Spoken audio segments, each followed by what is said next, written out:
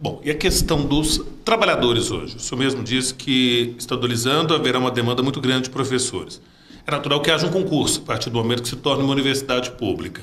Isso mostra claramente, então, que dada a capacidade hoje dos profissionais, que é provável que muitos então até sejam aprovados em concurso e caso se submetam a este. Mas isso atrai profissionais de outras praças também, quando se abre um concurso. Por quanto tempo eles ficarão resguardados em suas funções para que não sofram também um impacto imediato na sua programação pessoal de vida também, esses profissionais? Eu acho que isso não tem como acontecer.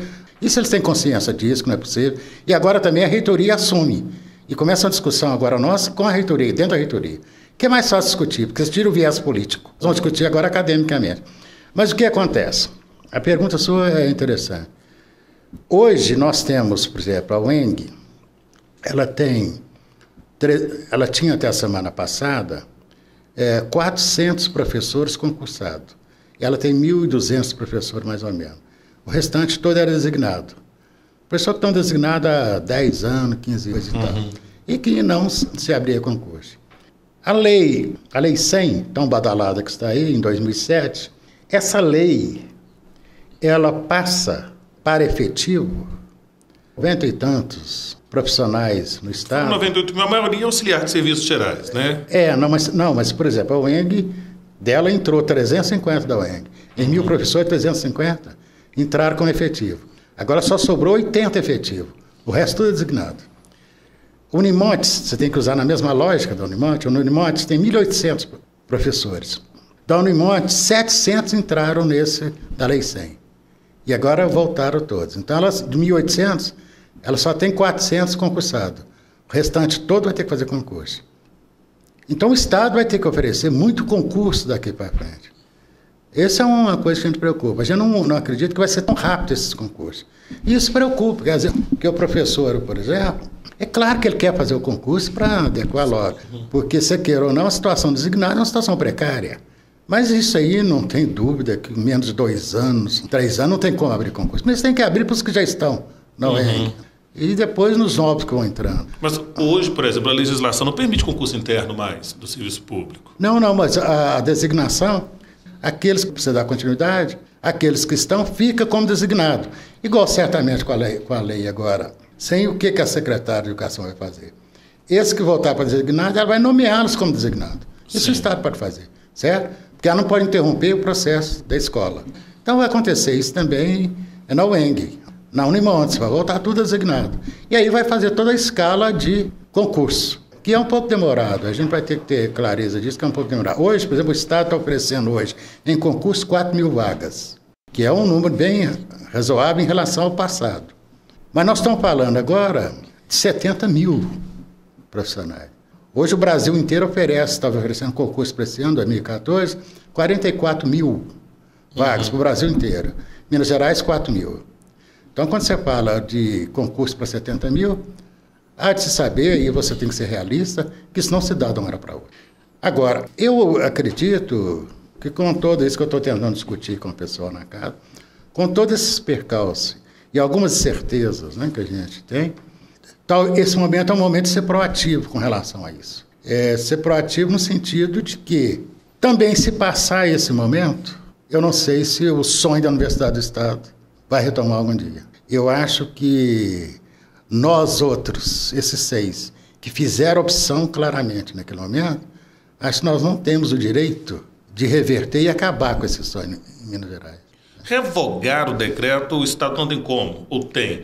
Corre o risco de, depois da eleição, vamos supor, por exemplo, que não seja um governador da continuidade, né? Que seja do projeto hoje, do professor Anastasia, que chegue lá e fala, não, isso não faz parte do meu projeto de governo, eu não quero assumir essa responsabilidade. Ele pode voltar atrás e revogar esse decreto? Existe alguma fragilidade nessa legislação? Essa pergunta sua é interessantíssima. E isso realmente preocupa um tanto de gente. Eu vou te dar no parecer que eu tenho e a análise que eu tenho feito em cima disso. O decreto ele revogável a qualquer hora, que o decreto é o decreto do governador que ele revoga o que quiser. Qualquer outro governador que entrar pode revogar o projeto. Isso já aconteceu no passado. O passe estava para ser absorvido naquele momento que eu te falei. E o decreto foi revogado. Mas o decreto tinha sido feito por nós na UENG. E o governador não quis assinar. Só que dessa vez foi ele que fez o decreto. Então há um compromisso político estabelecido. Mas é a questão da continuidade, se não há. Tá, vou entrar nesse outro ponto. Mas, de repente, nós estamos na democracia que há alternância de poder. Essa questão eu levantei várias vezes em reunião e falei, e se o governo que está aí não ganha eleição? Se entra outro, como é que vai ficar? Você tem duas questões que estão colocadas. Primeira, no momento que você inicia a gratuidade agora, isso me parece foi bem pensado, você se torna praticamente irreversível. O governador que entrar, como é que ele vai reverter esse processo? Você percebe?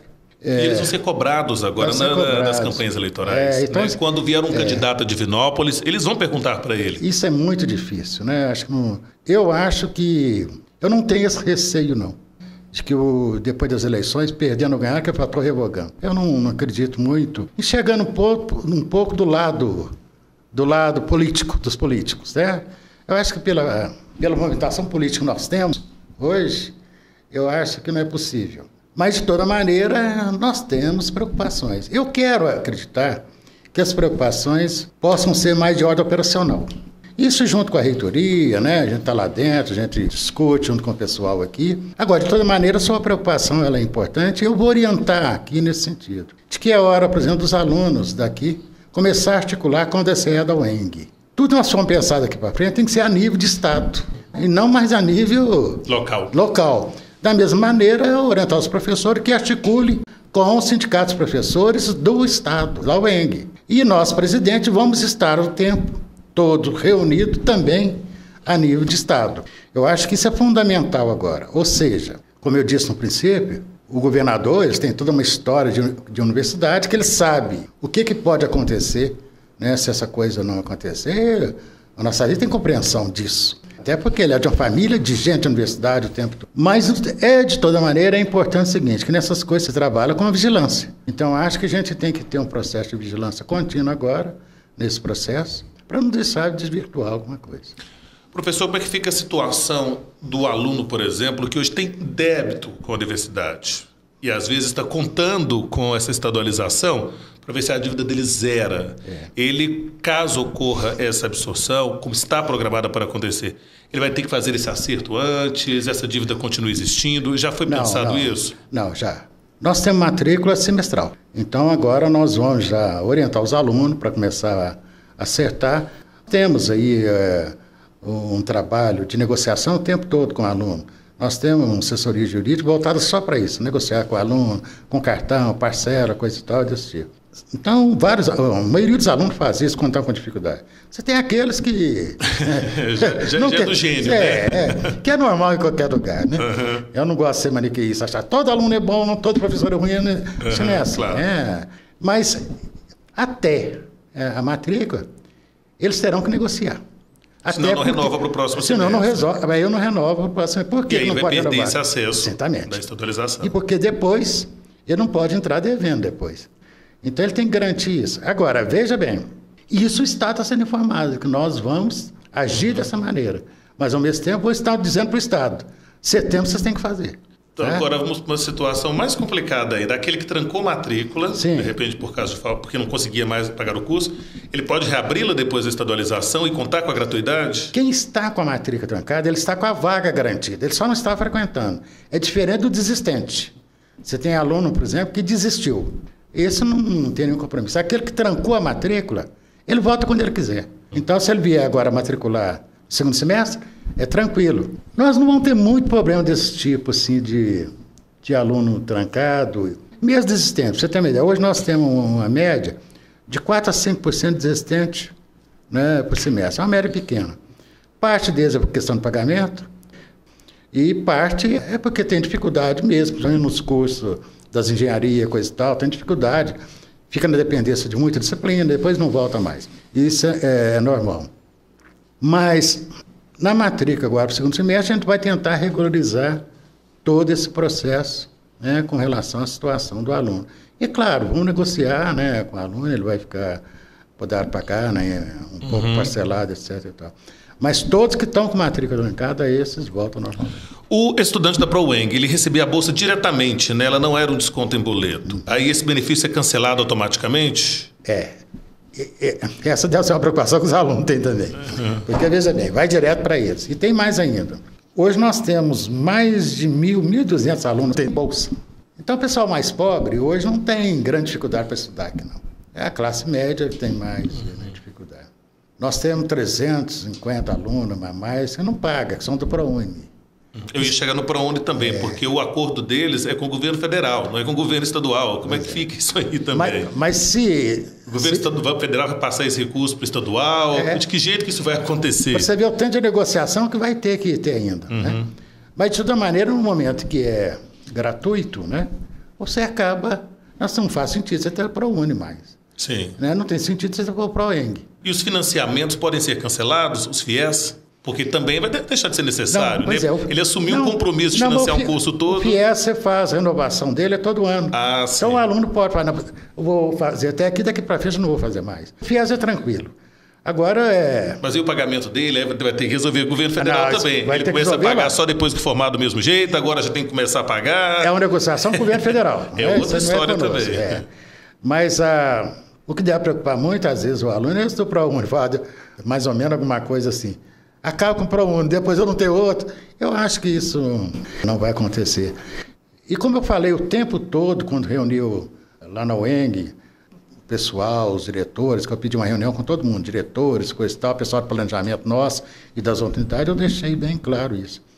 Né? Como eu sempre já conversei com o Domingo, já falei isso. Minha posição é crítica com relação ao processo. Né? Eu desejo, para mim seria uma glória, eu saindo... Eu encerrar a minha carreira daqui a uns tempos com isso acontecendo, né? Até porque eu, por exemplo, teoricamente, eu teria encerrado. Eu já sou aposentado do INSS há 10 anos, e o ano passado eu me aposentei e eu postulei como pró-reitor. Então, eu podia... Só que o compromisso ético e moral que você tem com esse processo, a aposentadoria eu dimino nesse processo. Enquanto ele não concluir... Só que eu não quero passar para a história como alguém que ajudou a fazer uma passagem que tornou o ensino aqui nessa região medíocre. Você percebe? Isso eu tenho falado o tempo todo, né? Com o secretário de Ciência e Tecnologia, com o Domingo. Quero passar para a história com isso. No mínimo, nós temos que ter, ou lutar para ter a qualidade que nós temos hoje. Eu acho que foi a duras penas que se construiu a qualidade hoje. Uma instituição isolada, que não é pública. E vocês são testemunha disso. Trabalhar a questão de projetos, de pesquisa, de extensão, igual nós fazemos aqui, isso é raro no estado de Minas Gerais. Isso quase não existe. Eu fico um pouco melindrado de falar disso, mas eu conheço muito bem todas as fundações, até pelas minhas funções de conselheiro, de pró-reitor. Sinceramente, senhor, das fundações que estão aí no interior, umas 2 ou 3 têm a performance que Divinópolis tem. Tanto é que ela é reconhecida por todas as outras, muito modelo para todas as outras. Até para essas que virar centro universitário, Varginha, Passo de Minas, sempre estão perguntando, o que você está fazendo aí, como você está fazendo isso? Isso graças ao quê? Graças a um corpo docente que se formou aqui historicamente, não se trata aí do presidente ou dos diretores em si, graças a um corpo docente que se formou historicamente aqui, de alto compromisso. Então eu acho, claro, que os professores vão achar ruim se o salário deles cai. Mas para mim, o que mais vai pesar para eles é se cair a qualidade de ensino, porque eles são comprometidos realmente. E isso nós conseguimos estender isso. Mas a queda do salário pode fazer com que ele procure uma oferta de emprego melhor. Pode. Isso pode acontecer. Mas aí tem a alternativa que estão colocando. Você vai ter contrato de 20, de 40 horas, ele pode conciliar. Mas é uma discussão operacional que tem que se fazer. Mas o mais interessante que eu acho aqui na FUNED é que esse espírito da questão da qualidade, ela deixou de ser somente do meio acadêmico em si e perpassou conjunto de funcionários da instituição. Então, existe uma situação de credibilidade, de professor e funcionário com relação aos paradigmas da instituição. É claro, você sempre tem um descontente, coisa e tal, que é normal, mas no conjunto, isso faz o pessoal sofrer um pouco. E mais ainda de pensar o seguinte, será que vai continuar tendo essa qualidade que está colocada hoje? Será que vai... Isso faz o pessoal sofrer um pouco. Professor, até para a gente chegar na terceira parte, eu acredito que esse assunto vai voltar outras vezes aqui dentro do programa, porque realmente é muito mais complexo, do que zerar um boleto de mensalidade. Mas e o impacto social disso? Porque a estadualização, para quem hoje está cursando, ela é boa. Ela vai acabar com os custos do ensino superior, que hoje realmente é alto, A gente entende até os motivos que provocam esse valor alto de mensalidade. Mas e o pobre de Divinópolis, que hoje tinha assegurado a chance de estudar aqui na FUNED-UEM? Porque ele concorria só com pessoas da cidade, em sua maioria, no processo seletivo, e depois ele tinha esses vários recursos, o ProUni, o ProEng, o FIES, e assim ele conseguia estudar. Este pobre agora vai concorrer com estudantes de todo o estado que muitas vezes tem recursos para fazer um cursinho de primeira linha, que tem uma condição financeira menor, que não precisa de trabalhar, porque a gente sabe que hoje a grande maioria dos estudantes daqui trabalham de dia e vêm para a faculdade à noite. Agora ele vai concorrer no vestibular com um menino que fica o dia inteiro estudando dentro de casa e vai chegar para fazer o processo seletivo. Nós não estamos eliminando vagas para a formação do divinopolitano. O divinopolitano não vai ter prejuízo da sua formação intelectual? Você levanta uma questão de fundo que ela é séria aqui em Divinópolis e que a gente tem que enfrentá-la. Você veja hoje, nós temos uma experiência aqui, por exemplo, do Cefet, que é uma experiência rica de gente daqui, coisa e tal, por causa do segundo grau em termos de qualificação. Mas eu me lembro quando se trouxe, né, um braço da Federal de São João del Rei para cá, a ideia que se tinha colocado muito na época é que agora nós vamos ter médicos o suficiente. Nesse período todo, nós tivemos um estudante daqui. Um estudante daqui.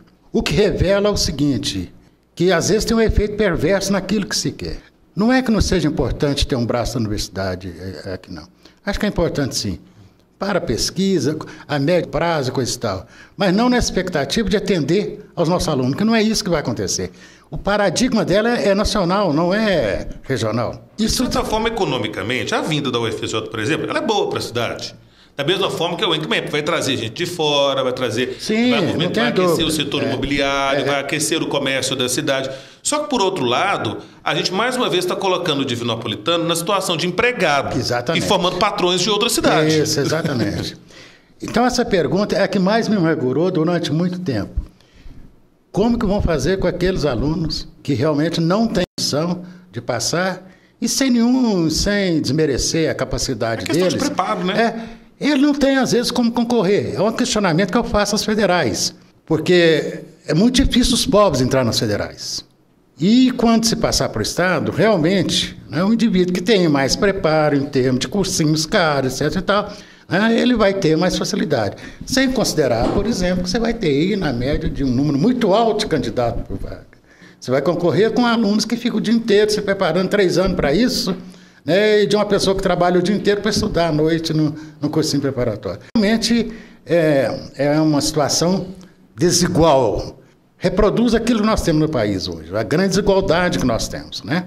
Enquanto o pessoal que já tem mais facilidades, o pessoal que pouco tem mais dificuldades, às vezes, para galgar um processo. E todos nós sabemos que a educação é um meio de ascensão social.